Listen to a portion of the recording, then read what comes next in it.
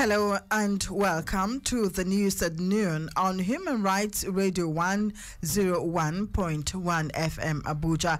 My name is Oikeke Igando Kure. The headlines. These are: President Muhammadu Buhari tenders national apology to Moshood Abiola's family over June 12 annulment. Court jails former Plateau Governor Joshua Dariye over corruption. On the foreign scene, U.S. President Donald Trump hails deal after historic talks with North Korean leader.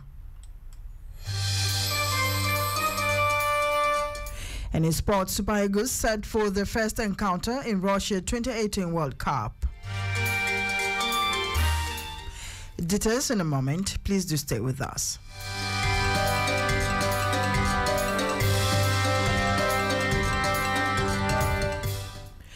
And now the news in full. President Muhammadu Buhari has apologized to the family of the late Moshood Abiola for the annulment of the June 12, 1993 presidential election, which he won. The president has also formally conferred late Abiola with the Grand Commander of the Federal Republic, GCFR, the highest honor of the land. Buhari said his decision to revisit the annulled election was not an attempt to open up an old wound, but to put right what has wrongly been done. He said it was clear that Abiola was already winning the election when the government of that day cancelled it. He said Nigerians will no longer tolerate such traversal of justice.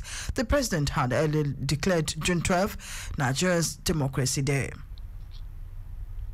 Former Plateau State Governor Joshua Dariye has been sentenced to 14 years in prison for corruption. Dariye was found guilty of diverting 1.162 billion naira state ecological funds when he was governor between 1999 and 2007. He was first arraigned on a 23-count charge for the offense in 2007. A Federal Capital Territory High Court, led by Justice Adebukola Banjoko, sentenced Dariye to 2 years in prison for criminal breach of trust and 40 years for criminal misappropriation of funds. The sentences are to run concurrently. The court gave no option of fine. Dariye is currently the senator representing Plateau West. With the celebration of the Eid al-Fitr just around, the need to put in more security measures to prevent any attacks has been stressed. The call becomes necessary due to the persistent attacks on innocent Nigerians, especially in worship centers. I would say the federal government is trying about the security. There are many people that will try to frustrate or to sabotage the federal government in order to tarnish their image. But for this coming up Salah, we beg the federal government to give us adequate security so that the people living in Borno State that are afraid of security, so they will be secured, so that they will celebrate the Salah with happiness, with freedom, so that everybody can rejoice together. It is the duty of the government to provide security to the entire nation and the citizens. So it will be very wrong if government cannot provide adequate security for the citizen. What is the need of such government? So government need to care for the people, need to provide for the people, need to secure the life and property of the people. That will make us to be happy and live in our country. Eid al-Fitr is a celebration that marks the end of the holy month of Ramadan. The Katsina State Police Command has disclosed that they will deploy 3,500 men and officers to the Eid al-Fitr praying ground, recreation centers and other public places to ensure a hitch-free Salah celebration in that state. This is in addition to 500 personnel that will be provided by other security agencies in the state, like the Nigerian Security and Civil Defense Corps and the Nigerian Army, amongst others. The command spokesperson, Gambo Issa, who confirmed the deployment of the officers to newsmen on Tuesday, said aside the regular policemen, plainclothes security operatives will also be deployed in all the prayer venues in the state. The police spokesperson employed parents to monitor the movements of their children during the celebration. People with albinism face multiple forms of discrimination worldwide, as the condition is still profoundly misunderstood socially and medically. In some communities, these wrong beliefs and tradition put the security and lives of persons with albinism at constant risk. As the world marks International Albinism Awareness Day today, Nigerians have called for an end to all forms of discrimination against people living with the condition. Albinism is a condition, like science puts it, absence of melanin in the skin. That's why they're not as dark as we are. But we should remember that they are first human beings before albinos. And as human beings, we all deserve to be treated right, respected, because we have the same emotions. My plea to Nigerians is treat them as human beings, respect them, love them. Not a sickness, it's just a condition. The government, especially the orientation agencies, as you run publicity to promote the country, promote such things. Just like we do for physically challenged, you promote such things so that people will come to the knowledge, because when there's knowledge, there's always emancipation. Albinos are normal people like us. They have visions like us. Because you've not seen an albino establishing a company that you and your entire family will benefit from does not give you the right to discriminate them. We should embrace them as one of us in Nigeria. We should appreciate having them around us. With our love and with everything, we can all see forward together. It breaks my heart when I see comedians and certain people make jest of people with albinism. They are humans, first of all. When you make jest of them is really not good, because they are humans and people need to be sensitized. The society need to understand that these people are humans. They should look at all these things and not the pigments of their skin. We have built a culture of discriminating ourselves, even if our skin is okay. Not to talk more of when somebody has a disability of 1 or 2. It's only the few educated ones that will not discriminate people. Those that have a good heart that will treat people equally. It's not all about the color of people or the disability. Jack Ekpele is the founder of Albino Foundation, and he told Human Rights Radio that those living with albinism are always discriminated against.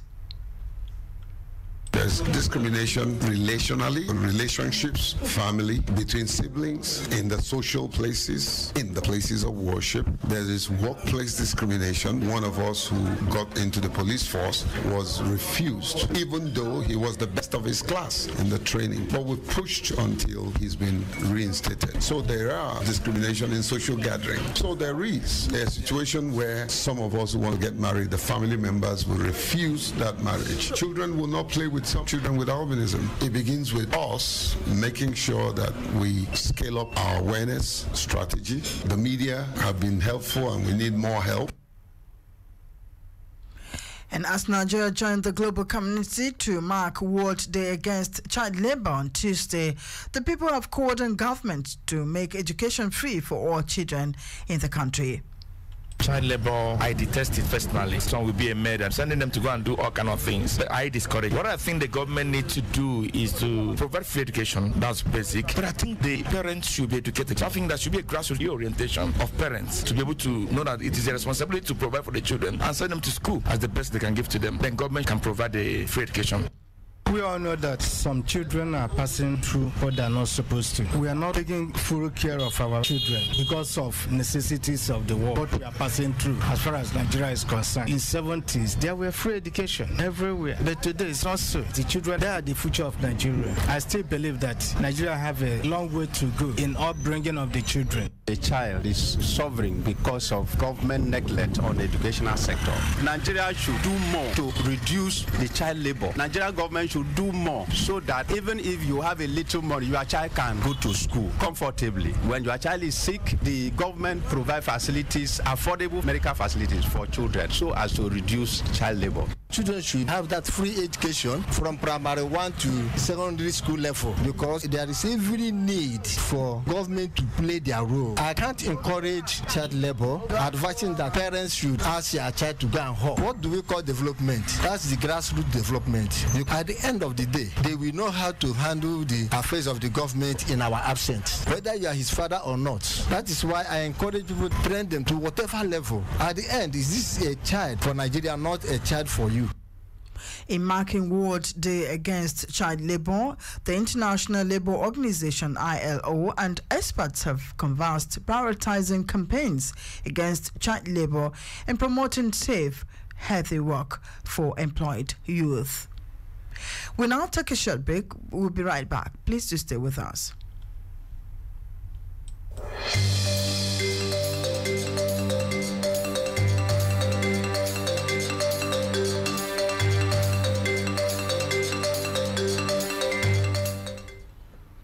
Welcome back. On the foreign scene, United States President Donald Trump says his historic talks with North Korean leader Kim Jong-un that ended in a joint agreement were tremendous.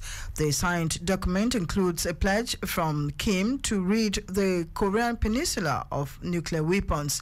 He said he would halt United States military exercises in South Korea, something widely seen as a concession. The meeting was the first time a sitting United States president has met North Korea's leader. The meeting is seen by North Korea as a way of bringing legitimacy to a nation long regarded as an outsider. And in sports, Super Eagles manager Gino Roy has expressed hope that the games recorded during the training in Austria will give his team the right chances at the World Cup. The Super Eagles were narrowly beaten 2-1 by England and 1-0 by the Czech Republic during their training camp in Europe. But Roy is delighted that no member of the 23-man squad suffered injuries before they arrived in Russia. Their performance under this new coach has been better than before, given his technical competence. Their performance hasn't been any worse because, as it seems, through these friendlies, they have been matched with powers that are kind of stronger than them, and that kind of revealed their flaws. I think it's better, even though it might not be psychologically a booster, but it helps the coach. It will also help them to know where to amend and where to remedy. It has revealed their weaknesses, which they could have corrected, and now they will come into the competition as underdogs, and that might help them to go far. I think it's good for them. There's also a strategy, kind of. We have a problem in our post. The boys are good, but the goalkeeper, I'm afraid, because we don't have a world-class goalkeeper. That's one of the challenges that we're going to face in this our group. You can see Argentina, you can see Croatia. Well, let's pray for them. Let's just pray for them. That's just it. It's a game. Anything can happen. But if they qualify, I think we have to give them kudos just for that, just to qualify from that group.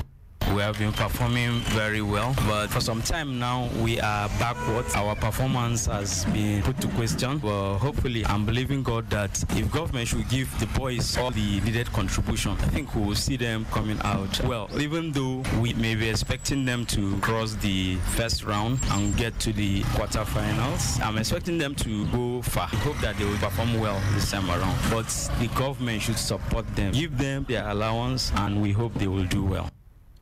The Eagles are in the group of death in Russia, which features Argentina, Iceland and Croatia.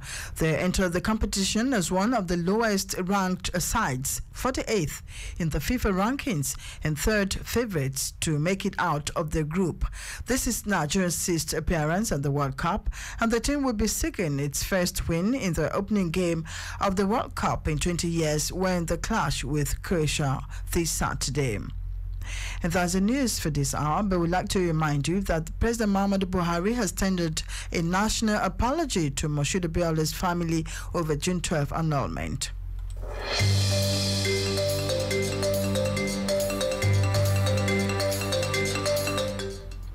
Court jails former Plateau Governor Joshua Dare over corruption. On the foreign scene, U.S. President Donald Trump hails deal after historic talks with North Korean leader. And in sports, Super Eagles set for their first encounter in Russia 2018 World Cup. Thank you for listening. My name is Oikeke Igado Kure.